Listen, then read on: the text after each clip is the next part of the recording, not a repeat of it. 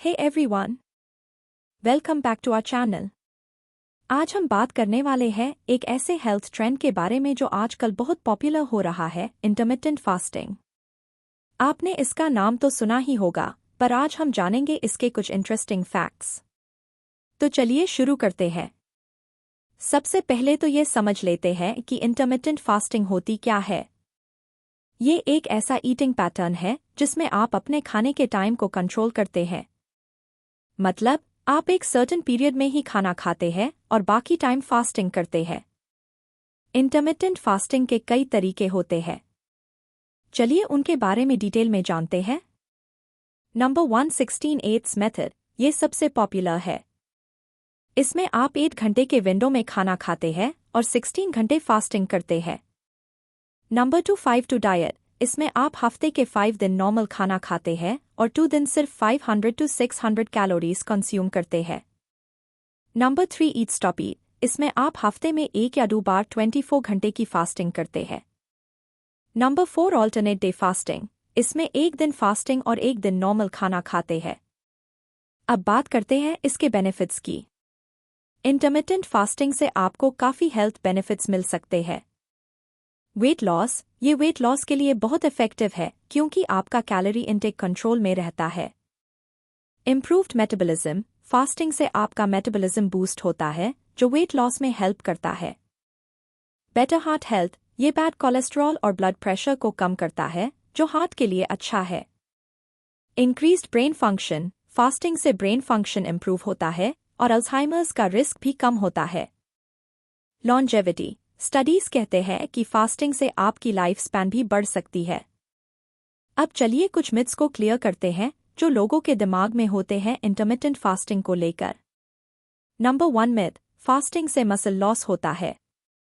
Fact, अगर आप proper protein ले रहे हैं और एक्सरसाइज कर रहे हैं तो मसल लॉस नहीं होगा। नंबर 2 मिथ, फास्टिंग से एनर्जी लेवल्स गिर जाते हैं।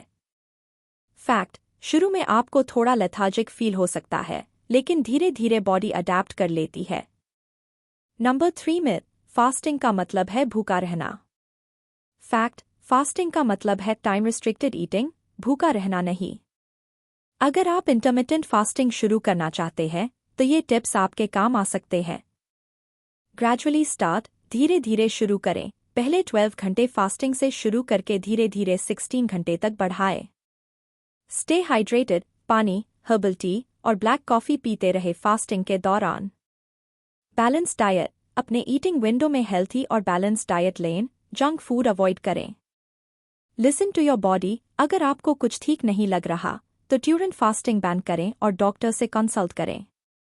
कुछ लोगों के लिए इंटरमिटेंट फास्टिंग सेफ नहीं होती, जैसे प्रेग्नेंट विमेन, प्रेगनेंसी के दौरान फास्टिंग अवॉइड करें। डायबिटिक्स, अगर आप डायबिटीज से सफ़र कर रहे हैं तो डॉक्टर से कंसल्ट करें। ईटिंग डिसऑर्डर्स, जिनको ईटिंग डिसऑर्डर्स है उन्हें भी फास्टिंग अवॉइड करनी चाहिए। अंडरवेट इंडिविजुअल्स, बहुत कम वेट वालों के लिए फास्टिंग हार्मफुल हो सकती है। फास्टिंग पीरियड के दौरान सबसे इम्पॉर्टेंट है हाइड्रेशन। आपको अपने बॉडी को हाइड्रेटेड रखना जरूरी है। आप ये सब पी सकते हैं जैसे कि पानी, प्लेन वाटर बेस्ट ऑप्शन है। आप इसे रेगुलरली पी सकते हैं। ग्रीन टी से आपको एंटीऑक्सीडेंट्स मिलते हैं और ये मेटाबॉलिज्म को बूस्ट करता है। ब्लैक कॉफ़ी, अगर आप कैफीन एंजॉय करते हैं तो ब्लैक कॉफ़ी ले सकते हैं लेकिन बिना शुगर और मिल्क के। हर्बल टीज भी एक अच्छा ऑप्शन है बिना शुगर के। जब आपका ईटिंग विंडो शुरू होता है तो आपको बैलेंस डाइट फॉलो करनी चाहिए। ये कुछ फूड्स हैं जो आपको ज़रूर इंक्लूड करने चाहिए। प्रोटीन से आपका मसल मास मेंटेन होता है और आपको लॉन्ग लास्टिंग एनर्जी मिलती है। आप चिकन, फिश, एग्स, बीन्स और लेंटिल्स ले सकते हैं।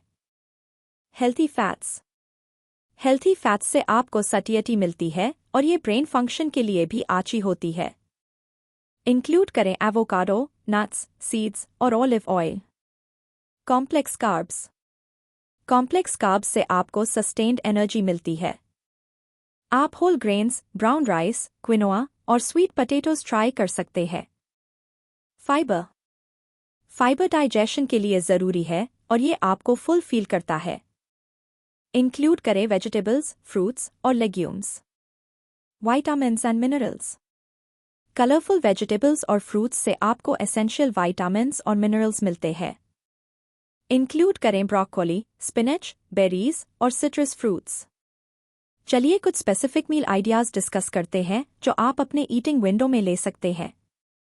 Breakfast. Smoothie bowl with fruits, nuts, and seeds. Scrambled eggs with spinach and tomatoes. Lunch. Grilled chicken salad with mixed greens, avocado, and olive oil dressing.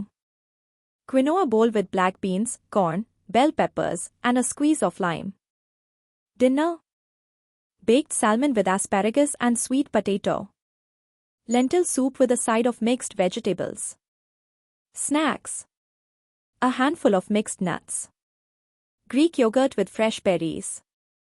अब बात करते हैं कुछ ऐसे फूड्स के बारे में जो आपको अवॉइड करने चाहिए।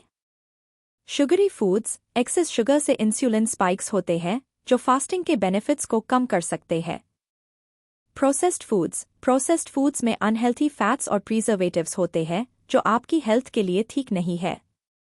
Refined carbs, white bread, pasta और शुगरी सीरियल्स से बच के रहें क्योंकि ये क्विकली डाइजेस्ट हो जाते हैं और आपको जल्दी भूख लगती है। Celebrities who performs fasting. Aamir Khan. Mister perfectionist Aamir Khan अपने हर रोल के लिए बहुत मेहनत करते हैं। उन्होंने अपने बॉडी ट्रांसफॉर्मेशन के लिए इंटरमिटेंट फास्टिंग फॉलो किया, स्पेशली फॉर मूवीज लाइक दंगल और घजिनी। मलाइका अरोरा। मलाइका अरोरा को तो सब जानते हैं उनकी फिटनेस और वेलनेस के लिए। उन्होंने भी इंटरमिटेंट फास्टिंग को अपनी हेल्थी लाइफस्टाइल का हिस्सा बनाया है जिससे उनकी स्किन ग्लो करती है और वो हमेशा फिट रहती है। Hugh Jackman. वुल्वेरीन बनने के लिए ह्यूग जैकमैन ने न सिर्फ इंटेंस वर्कआउट्स किए बल्कि इंटरमिटेंट फास्टिंग को भी अपनाया। इससे उनकी बॉडी लीन और मस्कुलर बनी। कोर्टनी कार्दाशियन। कोर्टनी कार्दाशियन इंटरमिटेंट फास्टिंग की बहुत बड़ी फैन है। उनका कहना है कि ये उन्हें डिटॉक्सिफाई करने और हेल्थी लाइफस्टाइल मेंटेन करने में मदद करता है। Jennifer Aniston. फ्रेंड्स की रेचल, जेनिफर एनिस्टन फॉलो करती है 16-8 फास्टिंग मेथड। मतलब 16 घंटे फास्ट करती है और 8 घंटे में अपने मील्स लेती है। सोनम कपूर। सोनम कपूर अपने स्लिम और स्टाइलिश लुक के लिए जानी जाती है।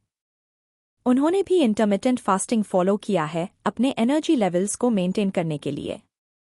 करीना कपूर खान। बीबो यानी करीना कपूर खान ने अपने प्रेगनेंसी के बाद इंटरमिटेंट फास्टिंग ट्राई किया। उनका कहना है कि ये मेथड उनके वेट लॉस में काफ़ी हेल्पफुल रहा। Chris Hemsworth. थॉर बनने के लिए क्रिस हेम्सवर्थ को अपनी बॉडी को परफेक्ट शेप में लाना पड़ा। उन्होंने अपने फिटनेस रेजीम में इंटरमिटेंट फास्टिंग को इंक्लूड किया जिससे उनका फिजिक और भी इम्प्रेसिव बन गया। चलिए अब जानते हैं कि इंटरमिटेंट फास्टिंग के रिजल्ट देखने में कितना टाइम लगता है। सबसे पहला पॉइंट, सबका बॉडी डिफरेंट होता है तो रिजल्ट आने का टाइम भी वेरी करता है। लेकिन जनरली 1 to 2 वीक्स आपको एनर्जी लेवल्स में थोड़ा डिफरेंस लग सकता है। 4 to 6 वीक्स वेट लॉस दिखना स्टार्ट हो सकता है, especially water weight. 8 to 12 weeks, fat loss noticeable होता है और आपका body composition change होता है। लेकिन patience रखना जरूरी है। Consistency is key. किन factors पर result depend करता है? Result आने में time कुछ factors पर depend करता है, जैसे diet quality, fast के दौरान क्या खा रहे हैं, ये बहुत important है। Exercise routine, regular physical activity fast के रिजल्ट्स को एक्सेलरेट कर सकती है। स्लीप एंड स्ट्रेस, ये दो फैक्टर्स आपकी ओवरऑल हेल्थ पर इम्पैक्ट करते हैं जो फास्टिंग के रिजल्ट्स को भी इफेक्ट करते हैं।